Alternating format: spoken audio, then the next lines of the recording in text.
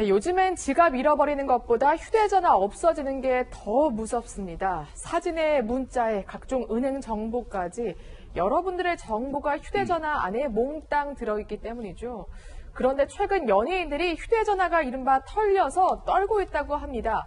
연예인 휴대전화만 쏙쏙 골라서 훔친 건 아닐 텐데 어떻게 이런 사건이 가능한 건지 한번 들여다보겠습니다. 윤호 팀장, 일단 배우 주진모 씨가 보도자료까지 냈어요. 네, 그렇습니다. 이 주진모 씨 소속사 측에서 최근 주진모 씨의 휴대전화가 해킹을 당했고 이 휴대전화에 들어있던 사생활 내용을 언론사에 뿌리겠다 이런 협박과 그리고 금품 요구까지 당했다고 밝혔습니다. 이 소속사는 우선 주진모 씨의 사생활 보호를 최우선으로 하고 추가 피해를 방지하기 위해서 법적 대응까지 예고한 상태입니다. 네.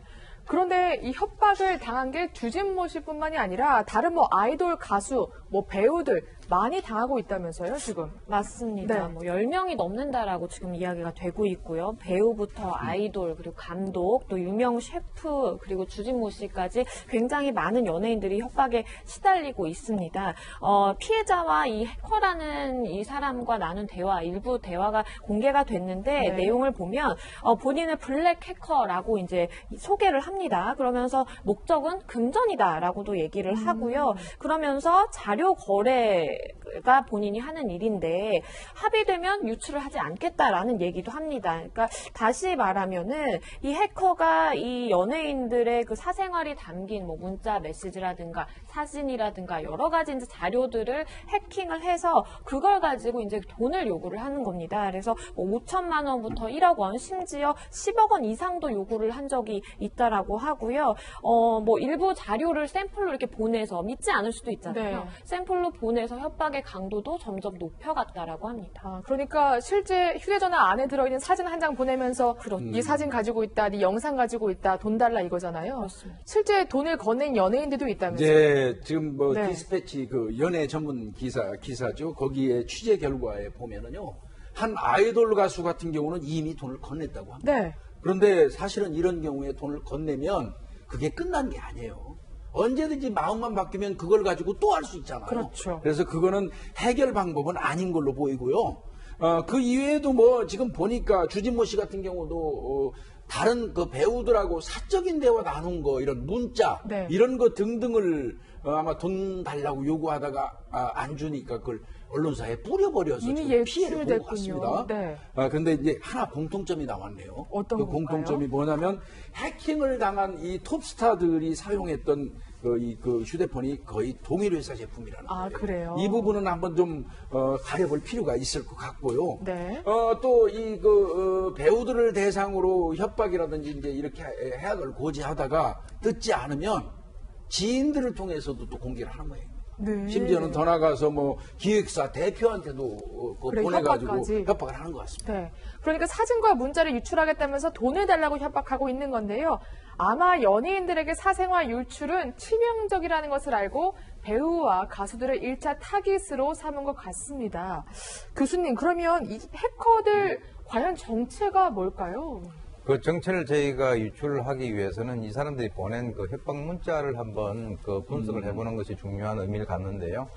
첫째로는 여러 가지 맞춤법, 즉 네. 오자가 많이 나와요. 그렇네요. 저기 이제 보시면은 저거는 이제 또 오자뿐만 아니라 이제 어순이나 어법이 상당히 좀 이상한 건데 네. 자료는 원격상으로 직접을 갖다 직접이라 그랬죠. 그렇네요. 그리고 신고를 했는지 제가 모르죠가 아니라 저가 모르죠.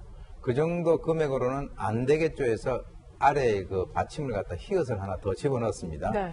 그리고 난 뒤에 이제 또 하나는 일정한 어떤 매뉴얼에 의해서 이루어지는 것이 아닌가라고 할 생각이 들 정도로 우선적으로 이제 개인정보, 그 사람에 관련되어 있는 정보를 본인에게 전송을 하게 되면 본인이 깜짝 놀라겠죠. 그러고 난 뒤에 저는 해커입니다 라고 얘기를 하면서 제가 이렇게 하는 목적은 금전이다 라고 하는 그 목적을 정확하게 밝힙니다. 그리고 난 뒤에 만약에 이렇게 어떤 협조를 해주면 거기에 대해서는 추가적인 어떤 피해라든가 이런 것은 없을 것이다 라고 해서 서로 간에 있어서 신뢰를 강조를 하고, 그리고 이제 자료 폐기를 하는 이런 일종의 마치 매뉴얼이 있는 듯이 이렇게 움직이고 있다라고 하는 것이죠. 그런데 이제 또 핵심적인 것은 자기들은 이렇게 얘기를 합니다. 우리들은 결코 신고하는 것 등을 두려워하지 않는다라고 얘기를 하고 있는 것인데 우리는 절대 잡을 수 없다. 자, 이 여러 가지를 갖다가 우리가 놓고 보면 어눌한 말투라든가 체계적인 대응이라든가 범죄에 대한 대담성 또는 자신감까지를 보게 된다면 혹시 우리가 추정컨대 그 해외에 서버를 두고 있는 한국말을 쓰고 있는 진정한 한국인이 아닌 사람들 네. 이런 사람들이 소행이 아닐까라고 하는 것이기 때문에 이것이 과연 이제 공조수사라든가 이런 것을 통해서 해결을 할 수 있겠느냐라고 하는 그런 측면에서도 상당히 조금 어려움이 예상되는 그런 사건이 아닌가 봅니다. 그렇죠. 저 자료 중간중간에 맞춤법이 틀리는 문구가 있었는데 교수님 말씀하신 것처럼 해커들이 쓰는 수법을 알아보기 위해서 그대로 전해드렸습니다. 말씀대로 정말 해외에 있는 해커 조직이라면 잡기가 쉽지 않겠어요. 이게 뭐 네. 결국은 경찰이 수사를 한다고 하더라도 그쪽 상대국과 어떤 공조가 긴밀하게 되지 않으면 어렵거든요. 이게 이제 그런 한계점이 있는데 이게 좀 답답한 게 뭐냐면요. 지금 우리는 연예인이 지금 네. 해킹당한 걸 가지고 다루고 있지 않습니까? 그렇죠. 근데 이거는 우리 일반인들도 절대 거기에서 벗어날 수 없어요. 마음만 저도 당할 수 먹는다면 있다. 뭐 내 친구 그 클라우드 계정도 네. 그들이 볼 수 있고요. 내 가족의 휴대폰도 엿볼 수 있고요. 그렇기 때문에 뭐 이거는 뭐 어느 특정한 사람들한테만 해당되지는 않는다. 즉 말하면 이 해킹은 현재도 진행 중이다. 이거를 좀 생각을 하고 대비를 해야 되는데 그냥 간단하게 몇 가지만 얘기하면 네. 친구 맺기 같은 거 하는 기능은 최대한으로 통제하는 게 좋다고 하고요. 네. 그다음에 공개 범위를 설정하는 것도 최대한으로 적게 하는 게 좋답니다. 네. 이런 것 등등을 좀 현재라도 좀 신경 썼으면 알겠습니다. 좋겠습니다. 네, 그러면 이들의 수법과 이에 대한 예방법을 좀 더 자세히 알아보겠습니다. 이 팀장, 이 피해 연예인들이 모두 휴대전화를 잃어버린 상태가 아닌 거죠? 네, 그렇습니다. 네. 그 상태에서 그런 상태가 아닌 상태에서 해킹을 당한 아, 건데요. 그래요? 이 공통점이 조금 있는데 네. 운영 체제가 이 안드로이드인 휴대전화를 썼다는 겁니다. 뭐 협박당한 배우, 아이돌, 유명 셰프 모두 해당되는 얘기고요. 이 주진모 씨 휴대전화 역시 이 안드로이드 핸드폰이었습니다. 이 해커가 해킹한 개인정보는 뭐 사진, 영상, 문자 등인데요. 특히 문자의 경우 요새 많이 쓰는 이 카카오톡이나 라인 같은 메신저 애플리케이션이 아니라 이동통신사에서 우리가 가장 기본으로 쓰는 그 문자, 이 바로 이 기본 문자가 해킹을 당했습니다. 네. 주진모 씨의 경우에도 이 문자가 유출이 돼서 지금 문제가 되고 있습니다. 네. 변호사님, 또 다른 공통점이 있다면서요. 맞습니다. 클라우드를 사용하고 있었다고요. 네, 클라우드도 이제 특정 시점 이전의 내용만 가지고 이제 협박을 했는데요. 클라우드 자료를 백업한 마지막 시점을 기준으로 해서 그 이전에 이제 자료들을 가지고 협박을 한 겁니다. 어떤 방식으로 확보를 했는가라고 궁금할 수밖에 없잖아요. 네. 해커가 협박을 하기 위한 그 대화에서 조금 힌트를 얻을 수 있는데요.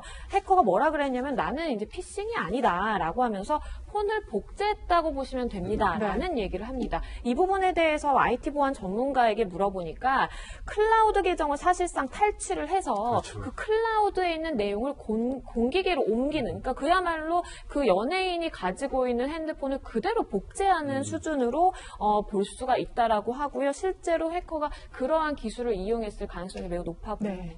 그러니까 클라우드는 쉽게 말하면 인터넷에 있는 자료 저장소인데요. 여러분 아시다시피 조국 전 장관도 휴대전화 정보를 인터넷에 있는 클라우드에 바로 옮겨서 검찰이 그 자료를 찾아내기도 했죠. 그렇기 때문에 그 해커들은 이 휴대전화가 아니라 휴대전화 자료를 옮긴 클라우드를 사실상 해킹한 겁니다. 그렇죠. 이 클라우드 철저히 관리하셔야 되는데요. 아이디와 비밀번호를 다른 사이트와는 별도로 만드시는 게 필요하다고 하고요. 특히 무엇보다 지극히 사적인 정보는 휴대전화에서 클라우드로 웬만하면 옮기지 않는 게 좋다고 합니다. 이렇게 휴대전화 정보가 유출되면 그야말로 정말 고통스러운데 비슷한 사건이 하나 더 있습니다. 이 팀장, 이번엔 휴대전화 기기를 교체하다가 정보가 유출됐다고요? 네, 그렇습니다. 네. 이 강원도 영월에서 일어난 일인데요. 이 지역 유지로 통하는 한 건설업자로부터 이 사건이 시작됐습니다. 이 지역 경찰관들이 이 건설업자, 그러니까 자신에 대한 아주 사적인 정보까지 알고 있어서 도대체 이 정보가 어디서 새 나가고 있냐, 이렇게 건설업자가 의심을 한 겁니다. 이 건설업자가 나름대로 조사를 했는데요. 자신이 재작년에 이 휴대전화를 교체한 이 판매점이 이 전화기를 빼돌렸다, 이런 결론을 냅니다. 그래서 이 판매업자인 40대 남성을 찾아가서 도대체 어디로 빼돌렸냐 이렇게 묻자 이 판매 직원이 이 펄쩍 뛰면서 부인을 하는데요. 네. 이 검찰에는 심지어 이 건설업자가 자신을 허위 사실로 협박을 했다면서 진정서까지 제출을 했습니다. 네, 휴대전화를 교체하는 작업에서 정보가 빠져나갔으니까 당연히 휴대전화 판매업자를 의심한 건데 범인은 따로 있었다고요. 네, 그렇습니다.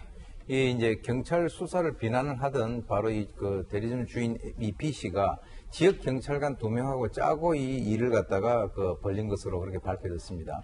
예, 거기 보면은 이제 이 A 씨 같은 경우는 기존에 가지고 있던 휴대전화를 반납을 하고 새로 휴대전화를 구매하는, 즉 이렇게 기기 변경을 하는 그런 조건으로 이제 그 새 휴대전화를 가져왔는데요. 그런데 이제 사실 그렇게 되면 폐기 처분을 해야 되지 않습니까? 그렇죠. 근데 그걸 폐기 처분하지 않고 그대로 이제 그 경찰관 2명에게 넘긴 거예요. 그리고 이제 앞에서 말씀 나왔습니다만은 검찰에나 억울하다라고 이 진정서를 제출한 것도 바로 그 해당되는 경찰관 2명하고 상의를 한 끝에 내린 결정이다. 그래서 지금 검찰은 이 B 씨가 사건이 발생하기 이전부터 경찰과 사전에 결탁을 한 그런 사이로 보고 현재 수사를 진행 중에 있습니다.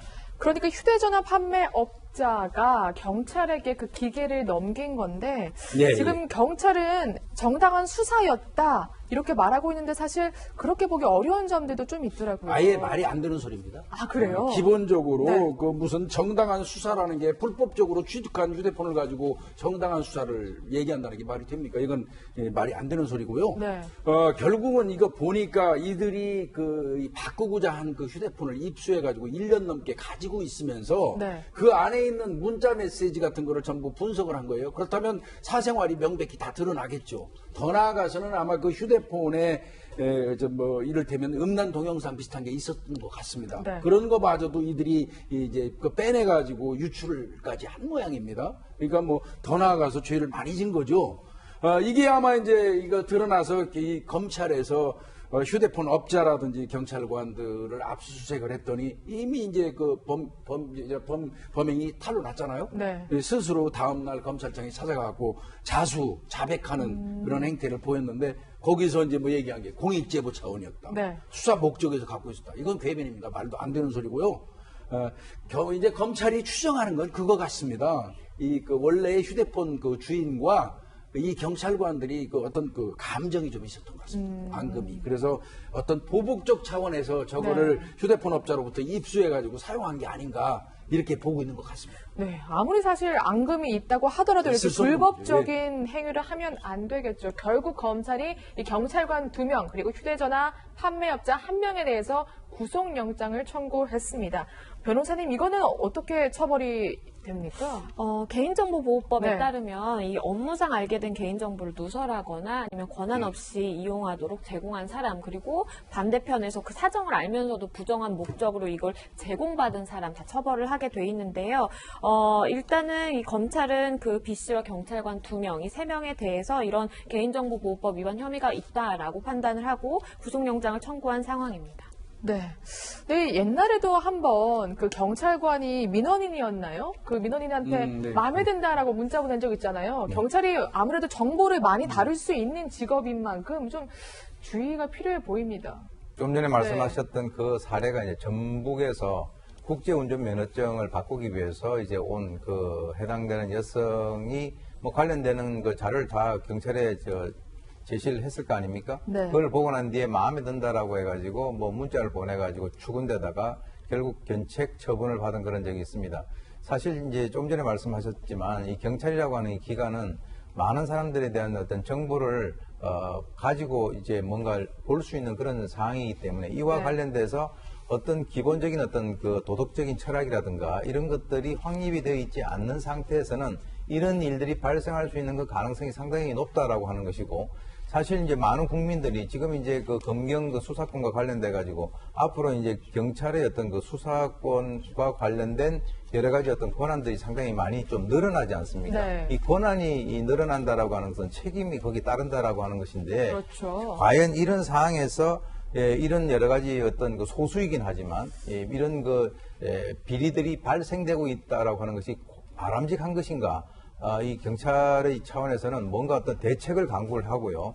아까도 제가 말씀드렸습니다만 지금 경찰에 오려고 하는 그런 젊은이들이 상당히 많아요. 네. 경찰에 들어와서 경찰 조직에 해를 끼치고 국민들의 어떤 신뢰를 배반하는 이런 사람들에 대해서는 아주 강하게 처벌하고 심지어는 이 경찰 조직에서 완전히 물러나게 하는 것이 가장 좋은 방법이 아닌가 생각이 됩니다. 알겠습니다. 한 가지만 말씀드릴게요. 네. 그 휴대폰을 바꾸시는 분들이 가서 반납을 하거든요. 네. 한 5만 원 정도 주면은 그냥 도로 내가 가져올 수 있지만 일반적으로 반납하거든요. 그렇죠. 그 반납을 하는 과정에서 그 초기화를 부탁을 해요. 초기화. 예, 그래서 네. 이제 그 안에 있는 휴대폰의 모든 내용을 삭제한다고 하는데 네. 그게 좀 시간이 걸리다 보니까 그 자리에 있지 않는 분들이 많아요. 그 초기화할 때 그 앞에서 초기화하는 걸 완전히 지켜보셔야 되고요. 초기화가 됐다고 하면은 그 이후에 그 휴대폰을 한 번 정도 그 검사해보는 검토를. 게 필요합니다. 네. 그 이후에 그 휴대폰이 이 반납될 수 있도록 네. 물론 뭐 이 업자들 하시는 분들이 절대 다수다 그런 분들은 없지만요. 네. 그것도 사실은 본인 스스로가 좀 주의해야 됩니다. 맞습니다. 예. 그러니까 휴대전화 바꾸실 때 꼭 휴대전화 안에 있는 정보 다 삭제됐는지 확인하시길 부탁을 드립니다.